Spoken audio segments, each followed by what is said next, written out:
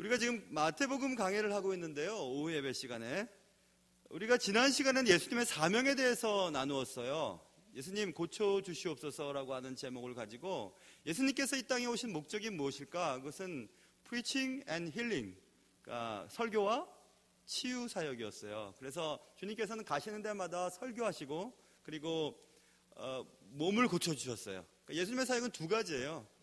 그러니까 영적 구원과 육적인 공급, 그런 것들을 그래서 완벽하게 만들어주시는 것, 원상태대로 만들어주시는 그것을 위해서 주님이 오셨다는 얘기를 했죠.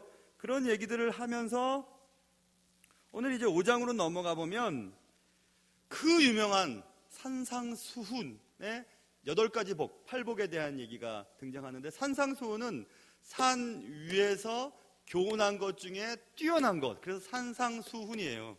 그러니까 산에서 설교한 것 중에서 진짜 최고의 것, 최고의 설교, 그게 산상수훈이거든요. 그 중에서 8가지의 복, 8가지의 복이 오늘 본문에 나오는데 굉장히 중요한 얘기예요. 그런데 이 산상수훈은 하나씩 설교하려면 8주가 걸리죠.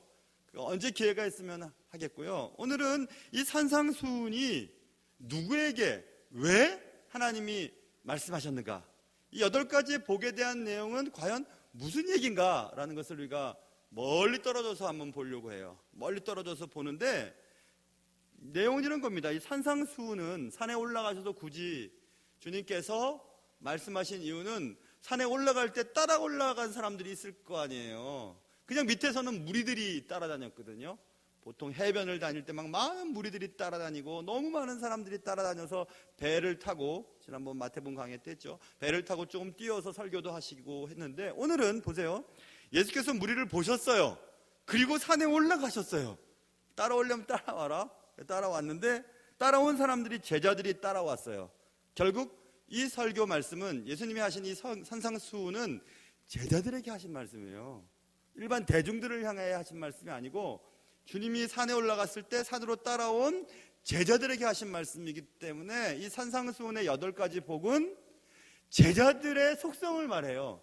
제자들이라면 이렇게 살아야 된다, 제자들은 이런 속성을 가져야 한다라고 제자들을 대상으로 말하는 거예요. 제가 설교할 때 오전 예배 설교의 이 난이도하고 오후 예배 설교 난이도하고 달라요. 수요 예배는 더 달라요. 수요 예배는 조금 더 깊이 들어가요. 오후 예배는 또 약간 깊이 들어가고, 오전은 누구나 다 알아들을 수 있도록 설교를 해요. 난이도가 다르죠. 오늘 산상수훈의 8가지 복은 제자들에게 필요한 말씀이에요. 일반적으로 그냥 교회나 왔다 갔다 하는 사람들에게는 이 말씀이 상관이 없어요. 필요 없어요. 제자들, 하나님의 제자로 배도 버리고 부모도 떠나고 그물도 던져버리고 주님만이 나의 전부라는 것을 믿는 사람들에게 주신 말씀이 산상수훈의 8가지 복이에요. 그러니까 청자가 제자예요. 제자. 예수님이 산을 오르시고 산에 따라 올라갔던 제자들을 향하여 하나님이 주시는 말씀, 예수님이 하신 말씀, 나아온지라 써있죠. 그래서 이제 드디어 예수님이 입을 열어서 가르쳐서 말씀하세요. 그리고 이제 3절부터 10절까지 쭉 보면 어떤 사람은 복이 있나니 이래 갖고 8가지의 복이 나오는 거예요. 그래서 8복이라고 얘기하는 것입니다. 무리를 향한 말씀이 아니라는 사실을 우리가 기억해야 돼요. 무리를 향한 말씀이 아니에요. 대중적인 말씀이 아니에요. 제자들, 특별히 예수 그리스도가 나의 전부고 예수 그리스도의 말씀대로 내가 진짜 살길 원합니다 하고 희생하며 따라갔던 제자들을 향해 하신 말씀이 오늘 말씀이에요. 예수님의 설교의 행적들을 살펴보면 예수님은 무리들을 향하여 말씀하셨어요. 병고치러 나오고 여러 가지 이유들을 통해서 많은 사람들이 모여있지만 그들은 무리였어요. 군중이었어요. 다수였어요. 그리고 70명의 전도대를 파송하는 장면이 나오죠. 그것을 70문도라고 하죠. 그 중에서 또 12제자들은 말 그대로 12제자예요. 그 중에서 베드로와 야고보와 요한, 지난 시간에 살펴본 베드로와 야고보와 요한은 예수님의 또 다른 세 제자예요. 그 세 제자는 예수님이 움직이실 때마다 특별하게 데리고 다니세요. 예를 들면 이런 거죠. 변화산 산상에서 예수 그리스도께서 변화되는 모습에 그 변화산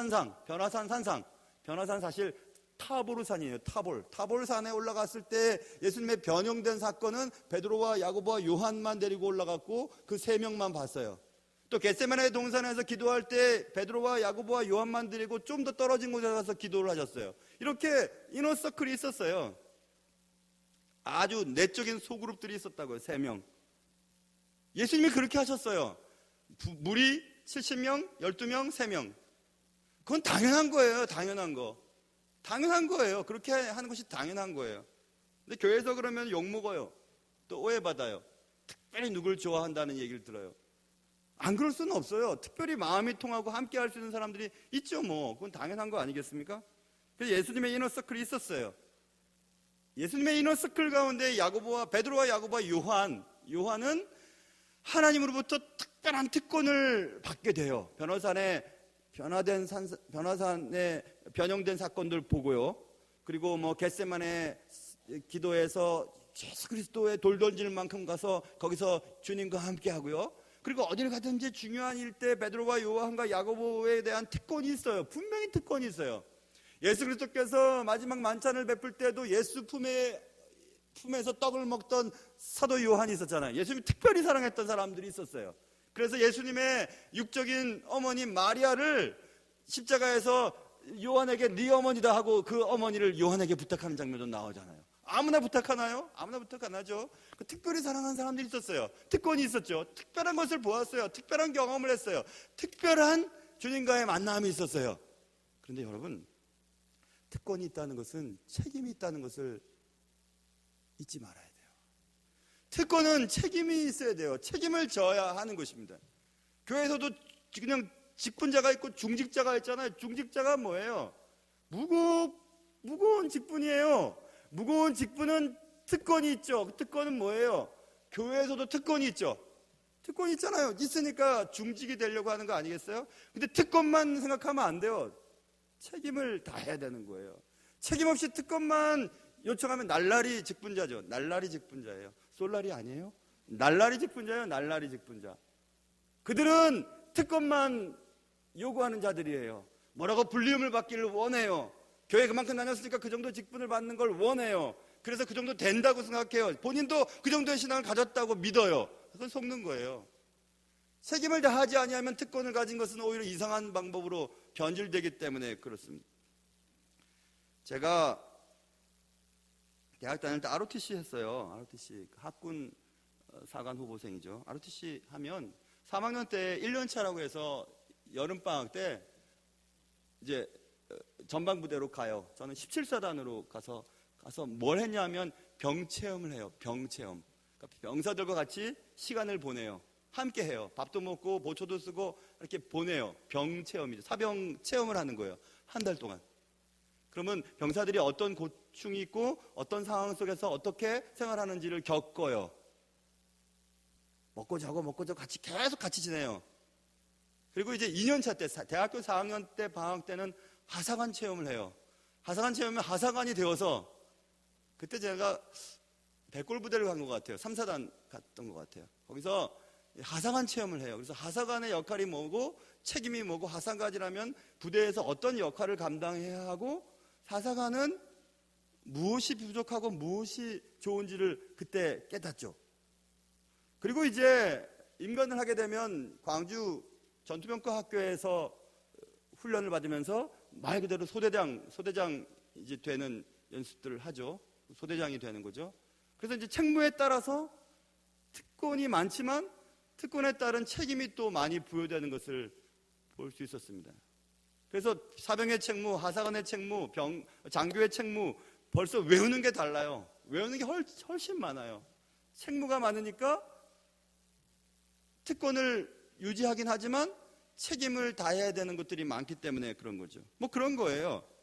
여러분 부자 특권이 있어요. 부자는요 대우받아요. 부자는 편안하게 살아요. 아무도 뭐라 그러지 않아요. 얼마 전에 제가 이렇게 차를 몰고 가는데 앞에 운전을 잘 못하시는 분인데 비싼 차를 앞에 몰고 다니는데 제가 피해요. 괜히 부딪혔다가 차 다 팔아갖고 기스단 거 하나 고쳐야 되니까 제가 막 피하게 되는 거예요. 그러니까 그들을 건드리질 않아요. 귀찮게 하지 않아요. 특권이잖아요. 그렇죠? 특권이잖아 그거. 많이 배운 사람에겐 특권이 있죠. 많이 배우면 대우받아요. 대우받습니다. 가방끈이 길다 뭐 이러면 대우받아요. 뭐 이런 것들이 많잖아요. 근데 그리스도인도 얼마나 특권이 많은지 몰라요. 얼마나 특권이 많은지 모릅니다. 목사라고 해서 특권이 있더라고요. 유학생활 할 때 미국에 입국할 때 I-94라고 하는 입국 허가서에 대한 그 서류를 이렇게 지금 모르겠어요. 있는지 없는지. 그걸 여권에 찍어주고는 딱 이렇게 호치키스로 찍어주는데 그게 없으면 정식 체류가 아니라는 거예요. 그런데 제가 그때 목사 안수를 받고 잠깐 들어오면서 한국 왔다 잠깐 들어가면서 급하게 막 들어오다가 I-94를 받는 것을 잊어버렸어요. 그분이 안 찍어줬어요. 그런데 학교에서 I-94가 필요했어요. 왜냐하면 보험도 들어야 되고 뭐 이런 여러 가지 조건. 그래서 I-94를 제출을 하려고 하는데 없었어요.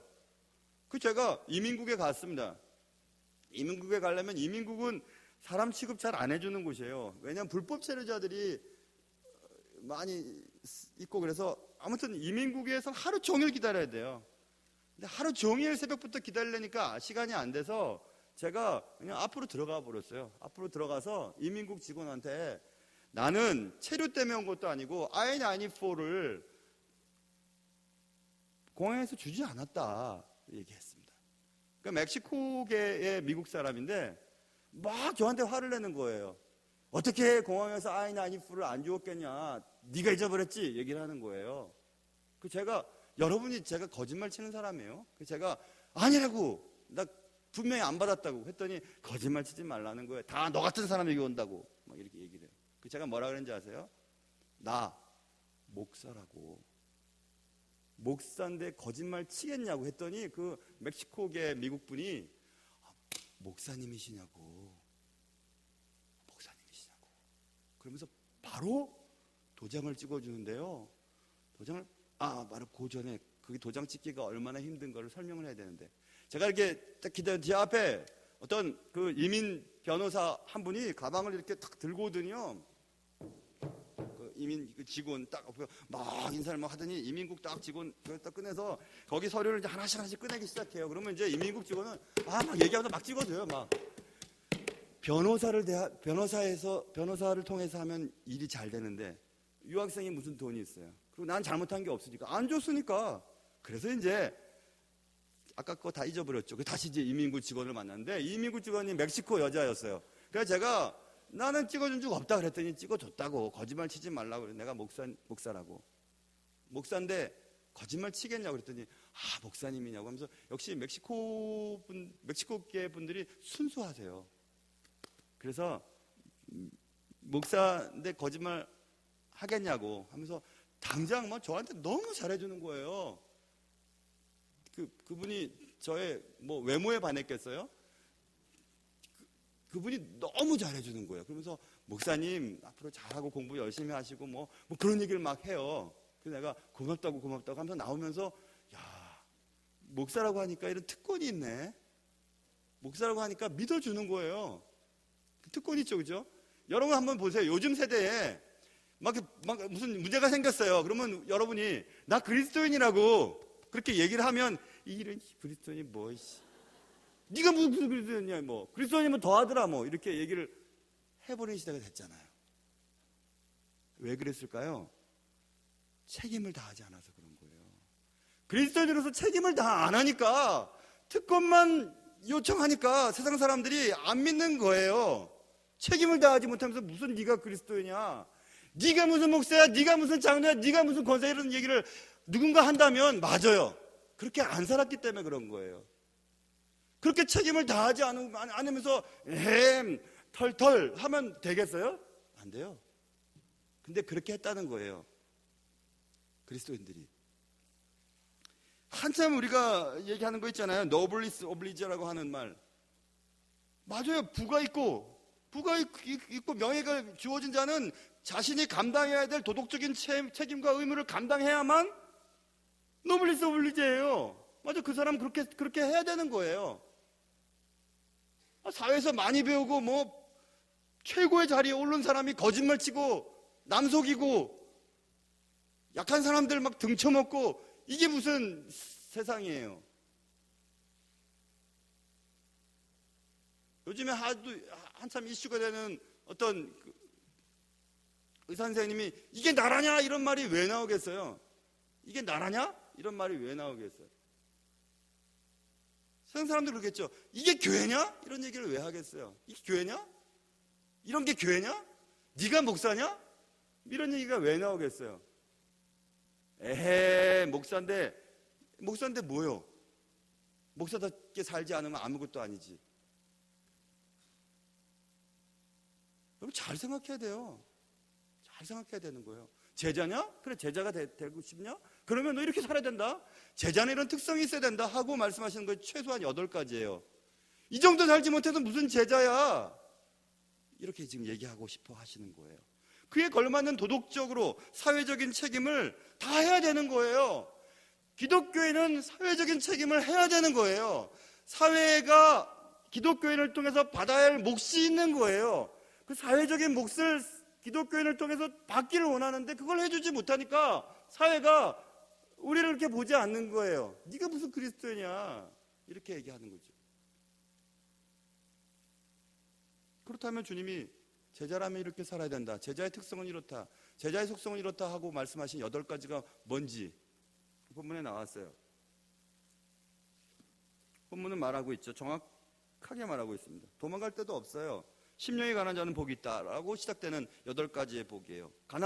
가난해야 된다. 뭐가? 심령이. 영혼이 가난해야 된다. 이 가난은 거지를 말해요. 심령이 거지가 돼야 된다. 영적 파탄을 말해요. 영적 파탄, 거지로 한번 생각해 보세요. 거지는 남의 도움이 없으면 하루를 못 사는 것이 거지죠. 영적 거지를 고백하는 것은 하나님, 오늘도 주님이 나를 지켜주시지 아니하면 나는 한순간도 못 삽니다. 그래서 새벽 예배 나오는 거예요. 그래서 기도하는 거예요. 그래서 예배 안 빠지려고 하는 거예요. 그런 영적인 가난 상태를 경험하냐, 네가? 영적 가난을 경험하냐? 심령이 가난하냐? 진짜 하루라도 주님 없이는 못 살겠냐? 그런 사람은 복이 있는 사람이다. 그게 제자지. 이렇게 얘기하는 거예요. 가난한 의미가 아니에요. 그냥 가난하다. 뭐 비싼 거 못 먹는다. 뭐 택시 탈 거 버스 탄다. 그 정도가 아니고 남의 도움이 없으면은 죽는 것. 그거 비참한 최후를 맞이하는 것. 그 단어가 이 단어거든요. 그러니까 하나님의 도움이 없으면 난 한순간도 못 살아요. 한순간도 직장인을 할 수 없어요. 한순간도 아이들 길을 나는 힘이 없어요. 나는 하나님의 도와주시지 않으면 난 한순간도 살 수 없어요. 라고 하는 철저하게 주님 앞에 엎드리는 자. 그러냐 너? 너희들 그러냐? 이렇게 주님 물어보시는 거예요. 그리고 2번째, 애통하는 자는 복이 있다. 그들이 위로를 받을 것이며. 애통은 말 그대로 통회하는 거죠. 그 통회는 뭐냐면 자기 자신을 보는데 자기 자신의 특별한 죄에 대해서 애통해하는 거예요. 근데 그 죄는 하나님으로부터 소외된 결과로 자연스럽게 나오는 죄를 말해요. 자 보세요. 아까 하나님 없이 살 수 없습니다 라던 사람이 하나님 없이도 살아요. 그러면 자연히 내 속에 뭐가 싹 트냐면 죄가 싹 터요. 그 죄로 말미암는 통회함, 그거 있냐? 이거 물어보는 거죠. 그런데 아까 자기가 철저히 영적으로 가난한 자라는 걸 깨닫는 자는 지금 현재의 모든 것들을 감사할 수 있어요. 감사할 수 있다. 그리고 또 애통도 그래요. 자기가 하나님으로부터 소외된 결과 나타난 개인의 죄에 대한 애통함이 있는 자는 겸손할 수 있어요. 자 보세요. 불의를 향한 애통. 사회가 왜 이러지?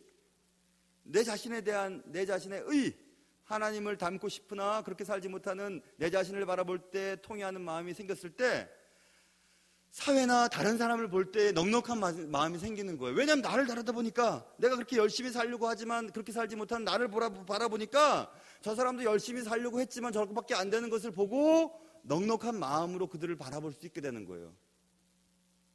자기를 들여다보지 않으면 다른 사람한테 항상 얘기만 하는 거예요. 뭐 너는 어떻고, 너는 야 나라면 너 같으면 그렇게 할 수도 있고, 야 뭐 네가 그렇게 하냐, 막 자꾸 그런 얘기만 하는 거예요. 자기를 들여다보지 않았으니까. 제자가 아닌 거죠. 뭐 또 온유라는 부분도 그래요. 온유한 자는 복이 있다. 그들이 땅을 기업으로 할 것이요. 온유라고 하는 것은 우리가 쉽게 얘기하는 뭐 젠틀하고 카인드하다는 뜻이 아니에요. 친절하다는 뜻이 아니에요. 여기서 말하는 온유는. 여기서 말하는 오히려 겸손함에 가까워요. 험블. 겸손함에 가까워요. 막 억압을 받고 탄압을 받기 때문에 내가 아무리 애를 써도 고개를 들 수 없는 뭐 그런 모습들이죠. 그런 모습들의 상태가 여기 온유한 자예요. 뭐 저 사람은 온유한 표정을 그거 아니에요. 그 말을 말하는 게 아니에요. 뭐 죄로 막 눌려 있어요. 도대체 나는 제대로 살 수 없을 것 같아요. 뭐 그래도 너무 눌려 있고 억압받고 있어요. 그런 상태에서 조그마한 것만 봐도 우리는 감사할 수 있잖아요. 그런 거잖아요, 그렇죠? 그래서 이 온유한 자에게는 제가 생각해 본 거예요. 그런 사람에게는 어떤 성품이 나타날까? 그런 사람들은 다른 사람을 배려할 줄 알죠. 그렇겠죠. 뭐 그런 거. 여기서 또 의라는 것은 의에 줄이고 목마른 자는 복이 있다. 그들이 배부를 것이요. 의는 뭘 말하는 거냐 하면 개인적인 도덕적 의를 말하는 게 아니에요. 내가 의롭게 살고 도덕적으로 깨끗하고 내가 뭐 거짓말 치지 않고 내가 사기치지 않고 내가 뭐 잘 살아야지 그 말을 하는 게 아니라 여기서 말하는 의는 오히려 개인적으로 말하는 도덕적인 수준의 의를 말하는 게 아니라 사회적인 의를 말해요. 그러니까 공의를 말해요. 오히려. 그래서 의에 줄이고 목마른 자는 사회적인 공의를 위해서 애를 쓰는 그런 자들을 말해요. 이런 것이 약해요. 보수 기독교에게는 이렇게 약해요. 대사회적인 문제에 대해서는 관심을 기울이지를 못해요. 대사회적인 문제에 대해서 관심을 기울이면서 사회적으로 공의가 제대로 유지되지 않을 때 기독교인으로서 해야 할 책임을 다해야 되는데 그것을 하지 못해요. 그게 바로 정치와 권력과 부와 밀착돼 버린 교회가 그 일을 못해요. 그런 자들이 어떻게 가난한 자들을 돌아볼 수 있겠어요? 안 되는 것이에요. 부자교회라는 말 아니에요. 틀린 말이에요. 부자교회가 어디 있어요? 부자교회가 어디 있어요? 더 들어가 볼까요? 한 걸음 더. 부자 그리스도인이라는 말은 틀린 말이에요. 부자 그리스도인이라는 말은 없어요. 어떻게 그리스도인이 부자가 될 수 있어요? 그리고 부가 목표가 될 수 있어요? 자꾸 쏟아버려야 되는데, 자꾸 내보내야 되는데 절대 그럴 수 없죠. 그래서 이제 그런 거를 부자 듣기 좋게 하기 위해서 의로운 부자 뭐 이렇게 붙이지만 의로운 부자가 어디 있어요 세상에. 부는 다 사람을 타락시켜 버리는데. 부는 그럼 뭘 말하는 걸까요? 부는 다른 사람보다 많이 갖고 있는 게 부일까요? 아니에요. 진짜 부는 자신이 쓰는 것보다도 지나치게 자기를 위해서 축적하는 게 부예요. 아무리 부자라도 그것을 자꾸 흘려보내고 사회 공익사업과 또 하나님 나라 확장을 자꾸 쏟아버리죠. 그 부자 아니죠. 그들은. 그러나 뭐 100만 원을 벌어도 자기만 위해서 사는 사람들은 그 사람들은 노랭이죠. 부자예요. 그런데 엄중한 명령을 들어보세요. 부자가 천국 들어가는 것은 낙타가 바늘길로 통과하는 것보다 어렵다. 있는 말이에요. 하나님 말씀하셨어요. 주님이 말씀하신 말이에요. 근데 그걸 자꾸 덧붙이는 거죠. 자꾸 덧붙여요. 그래서 진짜 부자는 그렇게 말했는데 부자는 안 된다는 거 힘들다는 거예요. 천국 들어가기 힘들다는 거예요. 근데 거기 자꾸 나는 아니지. 나는 부자 아니니까. 나는 거룩한 부자니까. 의로운 부자니까. 아니에요. 부자는 천국에 들어가기 어렵대요. 주님이 말씀하셨잖아요. 근데 우리는 부자 되고 싶잖아요. 부자 되고 싶잖아요. 다. 여기서는 저도 돈 많았으면 좋겠어요. 목회 안 하게. 정말이에요.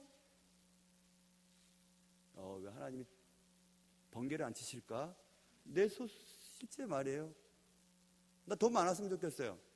돈 많으면 목회 안 하겠어요. 책 쓰겠어요. 뭐 목회 설교만 하는 것으로 하나님 나라를 확장시켜요? 좋은 책 쓰고 번역하고 뭐 그런 것도 할 수 있잖아요. 학생들 가르치고. 근데 그렇게 안 하세요, 하나님이. 왜냐하면 그렇게 하면 돈 많으면 너 그 일 안 하니까 안 주세요. 그래서 안 주세요. 그래서 목회하는 거잖아요. 목회해보니까 너무 감사하고 이거보다 귀한 일 어디 있을까 이런 생각하고. 그래서 여러분들이 더 위험합니다. 사실 위험해요. 청결에 대한 부분도 마찬가지. 청결이 마음이 청결한 자는 복이 있다. 그들이 하나님 볼 것이요. 청결, 순수한 마음이죠. 순수한 마음이 하나님 볼 수 있어요. 화평케 하는 자는 복이 있다. 어쨌든지 이 사람과 저 사람을 화해시키려고 하고, 내가 있음으로 인해서 뭐 분란이 일어날 것을 분란이 안 일어나게 하고, 뭐 그렇게 해야지 제자인데, 내가 있어서 꼭 분란이 일어나는 거예요. 내가 가만히 있으면 분란이 안 생기는데, 내가 꼭 한마디 하고 내가 꼭 뭐가 하니까 분란이 일어나는 거예요. 제자예요? 제자 아니에요. 하나님이 왜 올라왔어 하고 발로 쳐버릴 것 같아. 산에 기어 올라오는 제자들. 네가 무슨 제자야? 그것도 아니면 내려가. 그럴 것 같아요. 분명히 써있는데 화평케 하는 자, 피스메이커죠. 내가 있어서, 내가 속해 있는 곳이 화평하게 되는 거예요. 예수 믿지 않는 가정에 내가 시집가서 이렇게 고생한다, 거기서 화평의 사도로 역할을 감당하라고 보내신 거죠. 물론 자신의 고집 때문에 그렇게 시집 갔지만은 예수 믿는 사람이랑 결혼해야죠. 그래 안 힘들지. 주님 이렇게 말씀하시는데, 화평케 하는 자가 복이 있다고 했는데, 화평케 하는 자가 하나님의 아들이라 일컬음을 받을 것이라고 했는데, 분란만 일으키면서 하나님의 아들이라 일컬음을 받기를 원해요. 제자 아니에요. 제자 아니에요. 무리 중에 한 사람일 거예요. 따라다니면 병고침 받고, 따라다니면 떡이라도 얻어먹을 것 같고, 따라다니면 뭔가 있겠지 하고 따라다니는 거예요. 그냥 무리에게 주신 말씀 아니에요. 제자에게 주신 말씀이에요. 박해를 받아라. 의를 위해 박해를 받아라. 그 사람 복이 있다. 천국이 그들의 것임이라. 천국 너 확정해 줄게. 보장해 줄게. 의를 위해 박해를 받아라. 의롭게 살고 주의 뜻을 따라 사는 것, 그것 때문에 네가 욕도 먹고 그렇게 해라. 그게 이제 8가지의 복에 대한 얘기고, 그런 속성을 가진 자들이 제자라고 지금 주님이 말씀하시고, 예수님께서는 오늘 오예배 오신 여러분과 저에게 니들도 그러니? 이렇게 말씀하시는 거예요. 너희들 그러냐? 니들 맞아? 니들 제자 맞니? 이렇게 물어보시는 거예요 지금. 오케이, 거기까지는 좋아요. 3절부터 10절까지의 그 8가지 속성도 갖기 어렵잖아요. 근데 예수님 한 걸음 더 나가길 원하세요. 11절부터 12절이에요. 그것은 나 때문에 말이야, 너희를 욕하는 사람이 생기고 박해를 하고 거짓말로 너희를 막 거스러, 네가 하려고 하는 일을 자꾸 방해해, 모든 악한 말을 막 해, 막 삿대질하고 막 얘기하고 막 그래. 그럴 때 너네 복이 있다. 아이고. 거기다가 더 그때 말이야, 아니 복이 있으면 참, 아이고 내가 복이 있으면 참아야지 그렇게 할까봐 주님이, 야 그럴 때 기뻐해라. 아이고 기뻐하라고. 즐거워해라. 즐거워하라고요. 어떻게 즐거워해? 어떻게 참지도 못하겠는데, 겨우 참으라 하면 내 참겠는데, 기뻐하고 즐거워하라고요. 그쯤 돼야 제자지. 그쯤 돼야 제자지. 그리고 야 그렇게 하면 말이야, 하늘에서 너희의 상이 아주 크다. 제자는요 겨우 구원받는 데 끝나지 않아요. 그게 목표가 아니에요. 제자는요 하나님 나라 갔을 때 상급 받는 게 목적이에요. 저는요 여기서는 이렇게 살지만 하나님 나라 갔을 때는 저 아는 척 잘 하지 마세요. 나 그때는 정말 잘 살고 싶어요. 잘 살고 싶어요. 하나님 나 말이에요 부족하지만 그래도 진짜 배고플 거, 저 신학할 때요 총신에 공부하러 가는데 정말 200원 없어서 밥을 못 먹었어요. 밥도 아니고 우동 400원이었는데 그때 학교 식당에, 야 200원이 없는데 우동을 못 먹겠더라고요. 차를 타고 가야 되는데 차비가 없어갖고 성신대에서 저기 이수역까지 걸어가고, 야 정말 뭐 한다고 그러지? 내가 다니는 직장에는 막 여기저기 다 돈이었는데, 막 다 돈이었어요. 막 제가 다니던 직장은 은행 다녔으니까 막 다 돈이에요. 다 돈에 막 파묻혀 살았는데 내가 왜 이러냐? 야 내가 뭐 이렇게 이런 거 고생을 하냐? 야, 진짜 그냥 학교 교수는 하지? 거기 가면 다 선생님, 교수님, 학점 많이 주세요 하고 그냥 맛있는 것도 사주고 막 그러는데 뭐 하려고 하냐? 이유는 딱 하나요. 상 받으려고. 상은 이 땅에서도 받더라고요. 자녀들이 잘 돼요. 그리고 또 하늘나라 가면 하나님이 제게 허락하시는 곳이 있을 거예요. 분명히 있을 거예요. 강나무 성도, 네. 너 충성 다 했지? 네. 거기는 목사란 말 안 합니다. 장로님, 권사님 이런 말 안 합니다. 너 그리스도 진짜 믿었지? 네. 너에게 맡겨준 사명 잘했지? 네. 재능도 없었는데 수고했다 야. 그래 저거 네 상이다. 그것 때문에 하는 거예요. 여러분 상이 있을까요? 상이 있을까요? 그래서 저는 이 말씀을 읽으면서 야, 기뻐하라 그랬는데 진짜 이상한 기쁨이네. 이건 즐거워하라 그랬는데 해괴하다. 진짜 해괴하다. 진짜 나한테 욕하면 덤벼야지. 나도 그러지 마. 너를 박해? 그래 기뻐해. 너한테 막 함부로 말을 해? 기뻐해라. 너한테 막 대들고 막 그래라. 하나님의 일을 하는데 막 대들고 그래라. 그런다? 기뻐해라. 즐거워해라. 아휴, 이상한 기쁨, 해괴한 즐거움 생각했어요. 주님 뭐라 하시는지 아세요? 이걸 좀 쉽게 얘기하면 이런 거예요. 야, 나 위해서라면 좀 바보 좀 되라. 이 말 아니겠어요? 바보 되라. 야, 나 때문에 좀 바보 되면 어떻겠냐? 물렁물렁 하면 어떻겠냐? 니를 이용하면 어떻겠냐? 사람들이 너한테 함부로 하면 어떻겠냐? 바보 좀 되면 어떻겠냐? 지난번에 몇 년 전에 우리 교회 암 전문 의사 선생님, 장로님 오셔서 말씀했죠. 바보는 암이 없대요. 바보들은 암이 없대요. 뭐 스트레스 받을 게 있어요? 기분 나쁠 게 뭐가 있어요? 힘들 게 뭐 있어요? 그러고 보니까 나는 바보는 아닌가 봐요. 난 힘들어요. 힘들어요. 너무너무 힘들 때 많아요. 진짜 힘들어요. 힘들 때 많아요.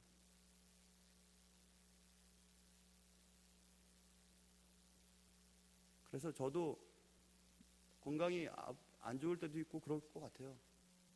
4명 중에 1명 암이라는데 뭐 암도 걸릴 수도 있겠죠. 힘드니까. 그죠? 그래도 견딜 작정이에요. 주를 위해서 말입니다. 여러분도 그렇게 하세요.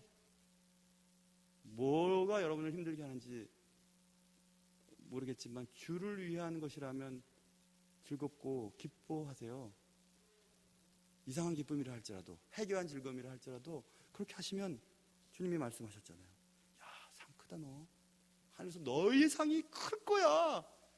주님이 너 상 크구나. 이렇게 말씀하셨어요. 무리를 향해 말씀하신 거 아니에요. 제자를 향해 말씀하셨어요.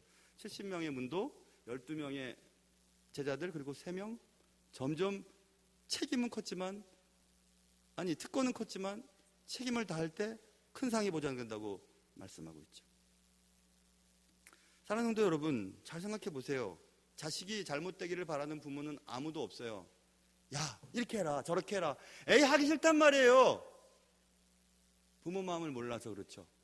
주님이 말씀하셨어요. 큰 상을 준비해 놓고 제자가 되라, 제자가 되라, 제자가 되라. 싫단 말이에요. 부모는 더 큰 걸 준비하고 계시는데, 자식이 잘못되기를 바라는 부모가 없듯이 하나님은 우리가 잘못되기를 바라시지 않으세요. 산에 올라갈 때 산까지 따라 올라간 제자들, 예수님의 기가 막힌 십자가까지 따라갔던 제자들, 그런 자들에게는 특별한 상이 준비되어 있다고 말씀하고 있습니다. 그러므로 오늘 예수님의 말씀은 우리를 힘들게 하기 위해서 이렇게 되라, 내가 갖고 있지 못한 속성을 이렇게 되라, 이렇게 해라 라고 계속해서 말씀하시는 거예요. 들을 사람은 들으세요. 그러나 듣지 않을 사람은 안 들어도 돼요. 그러나 적어도 오후 예배 참석할 정도의 여러분들에게는 희망이 있지 않습니까? 비록 2층에 있는 분들이라 할지라도 소망이 있어요. 소망이 있잖아요. 사랑하는 성도 여러분, 이상하지만 기뻐합시다. 해괴하지만 즐거워합시다. 그리하여 참제자로 살아가다가 언젠가 주님이 부르시면 수고 많이 했다, 힘들었지, 많이 힘들었지. 근데 주님이 야, 나도 힘들었다 너 때문에. 네 힘들 때 나도 힘들었다. 주님이 언젠가 꼭 그렇게 말씀하신 거예요. 그리고 우리 안아주실 것입니다. 봐라, 네가 수고하고 애쓰고 참고 견딘 거 봐라 하고 우리 뒤에 흔적들을 보시고 날 통해 주님을 믿게 된 사람들, 또 내 자녀들이 주의 은혜 가운데 잘 되는 것들을 보게 하실 거예요. 그런 은혜가 주님의 제자로 살기로 결심하는 여러분과 저의 삶 속에 계속 되실 수 있기를 주님의 이름으로 축원합니다.